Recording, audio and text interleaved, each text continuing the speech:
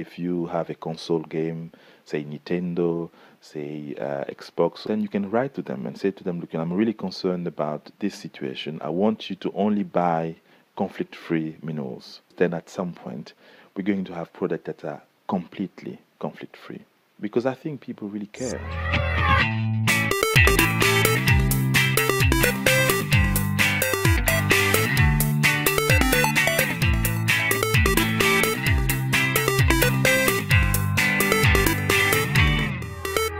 Welcome to Family Gamer TV. I'm with Bandi Mbubi, and you're the founder of the CongoCalling organisation. Do you want to tell us a little bit about that? Well, CongoCalling is a campaigning group through a talk that I gave at TEDx Exeter. Which is where we met. Yes. Yeah. That was in April this year. So after the talk, a lot of people came to me and said, what else can we do? And that's how the idea started. Our new technologies, which would include mobile phones, laptop computers, video game consoles, would that be? Oh yes, Nintendo, Xbox, and all those consoles would have to use tantalum, which is known in the Congo as coltan. So the minerals that that we use we're using in our new technologies, those minerals come from the Congo. And so, it sounds like a good thing. It sounds like Congo's got a lot of resources there, potentially a lot of money coming into the country. But the way you're telling the story, obviously, it's not going that way. What's the actual problem with that? Well, the actual problem is that we have a lot of armed groups that are controlling many of the areas where those minerals are mined. So you're saying that there's armed factions that are selling or have control of the mineral that's... Exactly. So what happens is that, like very recently, the M23 has taken over much of North Kivu, where many of those mines are found. If you deal with them, you'll give them a lot of money. So what we're saying is that any company that is buying minerals, they should be dealing with civilians so that they would have the money. There is actually some progress because some companies are now thinking about not just thinking but acting towards really making sure that they're only buying from non-affected areas, and that's so important. But that will not happen to the extent we want it if ordinary people like myself, like yourself, any other person who may be following your program doesn't come on board. And that's what I liked about the TEDx talk, because rather than just saying there's a problem, we need to say boycott the technology or that the technology is bad in itself, you were very clear in saying actually the seeds of the answer, of the solution to the problem, are in the very thing that's being created with these minerals, and we could actually use that to take action. Well, it's very important because part of the problem is also the silence. How are you going to communicate the sadness of the Congo without technology? Through technology, you're having this interview with me.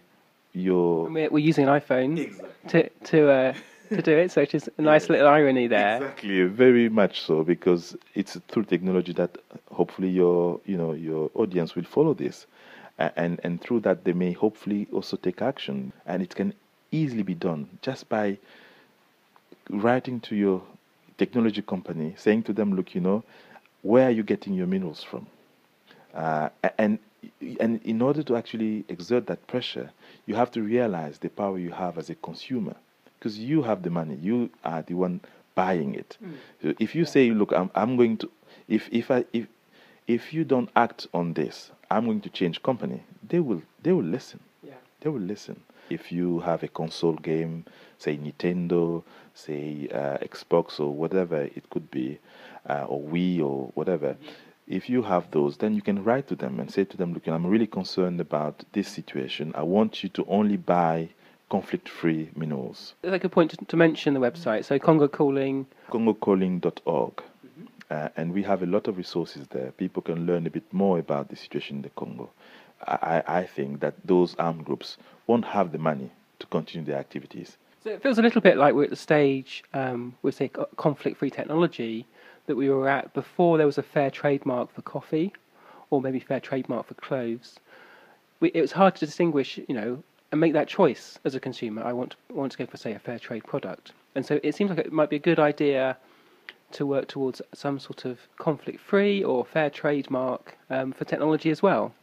Fair trade is the way really to go for technology. Without fair trade, there won't be any hope for the Congo. So maybe a next step for viewers would be to go to the CongoCalling website, maybe watch some of those talks. Yeah, I mean, once you learn about where the minerals are coming from, then you start becoming interested in who are mining those minerals. And I think that's what happened to you and to many other people who followed the talk that I gave at TEDx, etc. Because I think people really care. But we have to inform people. And part of the process is really, sharing the news about the Congo. We have to break the silence. But once you know, then you become partly responsible, because then you feel that you have a duty to then act. And that's what we want to do. We want to give the opportunity for people to save lives. And if viewers today were to do one thing after watching this video, what would the first thing they should do be? If you're using any console, make sure that you know that your company is using conflict-free materials. Write to them. The more people write to their technology company, the better it would be, because their technology company will then know that their consumers want them to only use conflict-free materials. And the more we do that, the better it will be, because then at some point we're going to have products that are completely conflict-free. Great. Well, yeah, that'll be the first thing I do after we finish our conversation. So thanks for your time. We really appreciate it. That's all we've got time for this week on Family Gamer TV, but we'll be back with more soon.